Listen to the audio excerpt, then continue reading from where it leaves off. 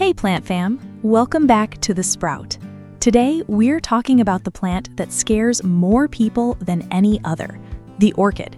Specifically, the Phalaenopsis orchid, also known as the moth orchid. You've seen them at the grocery store, at Home Depot, at IKEA. They're everywhere. They're gorgeous, and most people think they're impossible to keep alive. They bring one home, the flowers fall off, and they throw the plant away because they think it's dead. But here's the truth. That orchid isn't dead. It's just resting. And with a little bit of knowledge, you can keep your orchid alive for years and make it bloom again and again. I've had Phalaenopsis orchids that bloom twice a year for 5 years straight. It's not magic, it's just understanding what the plant needs. In this video, we're going to cover everything: light, water, potting medium, pots, fertilizing, getting it to rebloom, trimming flower spikes, common problems, and what to do when all the flowers fall off. By the end, you'll stop being afraid of orchids and start enjoying them. Let's get into it. First, let's talk about what makes orchids different. Phalaenopsis orchids are epiphytes. That means in nature, they don't grow in soil. They grow attached to trees. Their roots are exposed to air. They get water from rain and humidity. They get nutrients from decaying leaves and bird droppings that wash down the tree. This is the most important thing to understand about orchid care. They are not like your other houseplants. They don't want regular potting soil. They don't want to stay wet. They need air around their roots. Let's start with light. This is the most important factor for getting your orchid to rebloom. Phalaenopsis orchids need bright, indirect light.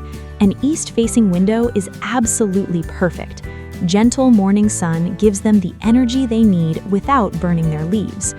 A north-facing window works if it's unobstructed. A south or west window is too harsh unless you put a sheer curtain between the window and the plant. What does the right amount of light look like? The leaves should be a bright medium green. If the leaves are dark, almost blackish green, your orchid isn't getting enough light and probably won't bloom. If the leaves turn yellow or reddish purple, that's a sign of too much light. Sunburned leaves will have brown or white patches that don't go away. So find that sweet spot: bright, indirect light. East window, sheer curtain on south or west, that's the formula for reblooming. Now let's talk about watering. This is where most people mess up and kill their orchids. Overwatering is the #1 killer. Remember, orchid roots need air. If they sit in water, they rot. So here's how to water a Phalaenopsis orchid. First, never water on a schedule. Always check the roots. Phalaenopsis orchids are usually sold in clear plastic pots, and that's actually a good thing. It lets you see the roots. Healthy roots are green or silvery white. When the roots are silvery white, it's time to water. When they're green, wait. Here's my rule. Water about once every 7 to 10 days, but always check the roots first. The potting medium should dry out completely between waterings. How do you water? The best method is to take the inner pot to the sink. Use room temperature water, never cold water. Cold water can shock the roots. Water thoroughly, letting it run through the potting medium and out the drainage holes. Let the pot drain completely for 10 to 15 minutes, then put it back in its decorative pot. Never let your orchid sit in standing water. That's a death sentence. What about ice cubes? You've probably seen the ice cube orchid instructions: 3 ice cubes a week. Here's my honest opinion. It's better than overwatering, but it's not ideal. Orchids are tropical plants. They don't like cold water straight from the freezer. Room temperature water is much better for root health, so skip the ice cubes. Let's talk about potting medium and pots. This is critical. Never plant an orchid in regular potting soil. It will suffocate and die. Phalaenopsis orchids need a chunky, airy mix that drains almost instantly. The most common medium is orchid bark, chunks of fir bark.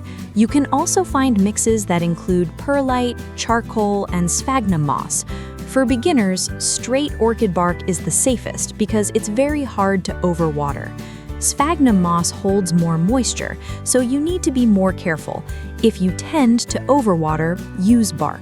If you tend to underwater, you can use a bark and moss mix. As for pots, Phalaenopsis orchids are usually sold in clear plastic pots with lots of drainage holes and slits. These are perfect. The clear pot lets light reach the roots, which is good because orchid roots can photosynthesize. It also lets you see the roots, so you know when to water. Don't repot your orchid into a solid ceramic pot without drainage.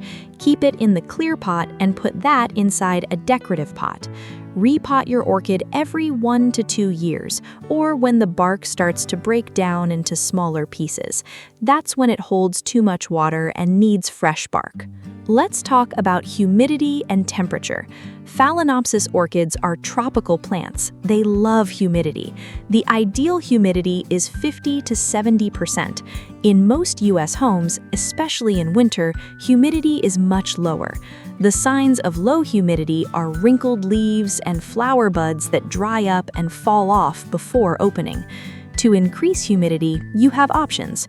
Use a humidifier near the plant. Group your orchids with other plants. Or set the pot on a pebble tray filled with water. Just make sure the pot isn't sitting directly in the water. Do not mist the leaves or flowers.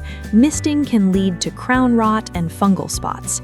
As for temperature, Phalaenopsis orchids like it warm during the day, 70 to 80 degrees Fahrenheit. At night, they like a temperature drop to about 60 to 65 degrees.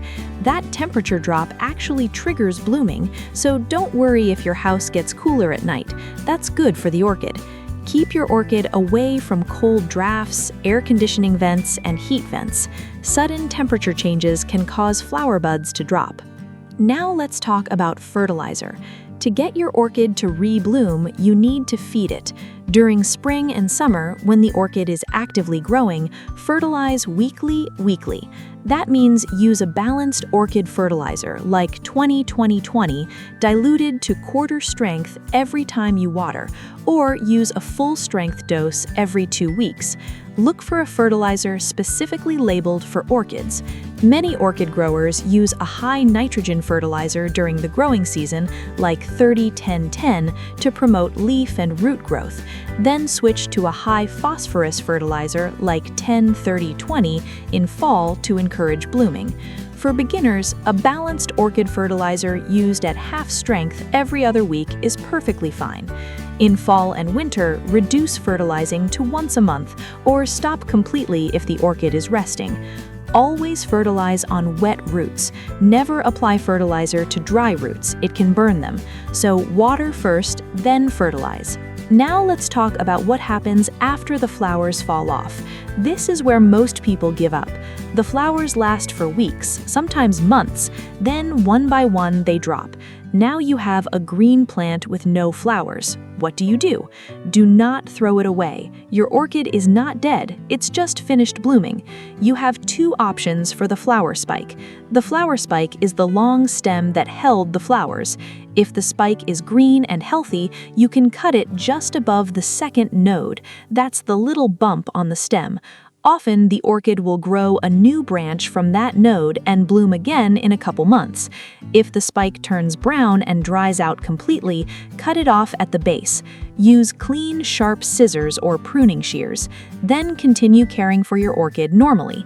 With good light and proper watering, it should send up a brand new flower spike in a few months. Be patient. Orchids are slow. It can take 3 to 6 months for a new spike to grow and bloom. Now let's talk about root health. Orchid roots are fascinating. Healthy roots are firm, plump, and green or silvery white. They may have a darker green tip where they're actively growing. Unhealthy roots are brown, black, mushy, or flat and shriveled. When you water, pay attention to the roots. If you see lots of rotten roots when you repot, cut them off with clean scissors. Healthy roots only. If your orchid has very few roots left, you can put it in a small pot with fresh bark and water carefully until it grows new roots. Now, let's talk about common problems. Let's go through them one by one. Problem 1. Yellow leaves. If the lower leaf turns yellow and falls off slowly, that's normal aging. Orchids lose old leaves. If many leaves turn yellow at once, you're overwatering or the roots are rotting. Check the roots immediately. Problem 2. Wrinkled, floppy leaves. This is dehydration. Either you're not watering enough or the roots are damaged and can't take up water. If the roots are healthy, water more frequently. If the roots are rotten, repot and remove the bad roots. Problem 3. Flower buds turn yellow and drop before opening. This is called bud blast. It's usually caused by sudden temperature changes, low humidity, or drafty air. Keep your orchid away from vents and open windows. Increase humidity. Problem 4. No reblooming. This is almost always a light issue. Your orchid needs bright, indirect light to bloom. Move it to an east window or add a grow light. It could also need a temperature drop at night. Problem 5. Black spots on leaves. This is usually a fungal or bacterial infection, often from water sitting on the leaves.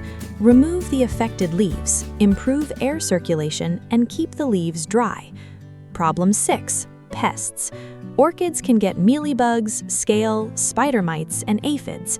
Mealybugs look like white cotton in the leaf joints. Scale looks like small brown bumps. Wipe with rubbing alcohol on a cotton swab. Use neem oil or insecticidal soap. Isolate the plant. Problem 7. Crown rot. This is when the center of the orchid, where new leaves grow from, turns black and mushy. It's caused by water sitting in the crown. This is often fatal. Prevention is key. Never let water pool in the center of the plant. If you get water in the crown, use a paper towel to wick it out. Let me give you a few quick answers to common questions. How long do orchids live? With good care, Phalaenopsis orchids can live for 10 to 20 years. Should I trim air roots? No, those roots are normal. They absorb moisture and humidity from the air.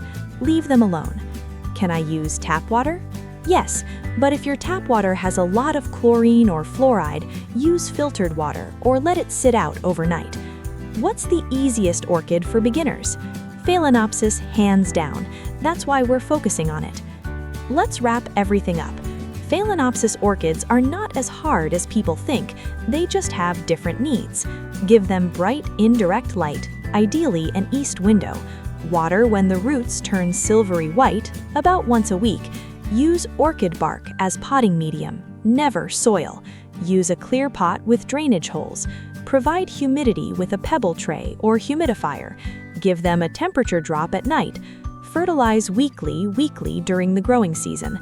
After the flowers fall, cut the spike above a node or at the base. Be patient for reblooms. Watch for overwatering, crown rot, and wrinkled leaves. Here's the most important thing to remember. Orchids are slow. They teach patience. Don't expect blooms overnight. Just give your orchid consistent care. Good light, proper watering, weekly fertilizer, and it will reward you with months of beautiful flowers year after year. And don't throw away an orchid after the flower strap. That's not the end. That's just the beginning of the next cycle. If you have an orchid at home, let me know in the comments. What color are the flowers? How many times has it bloomed for you? Post a picture. I'd love to see it. And if you're new to The Sprout, hit subscribe. We put out new plant care videos every week. No plant shaming, just real tips for real plant parents. Thanks for watching. Take care of your plants, and they'll take care of you. See you in the next video.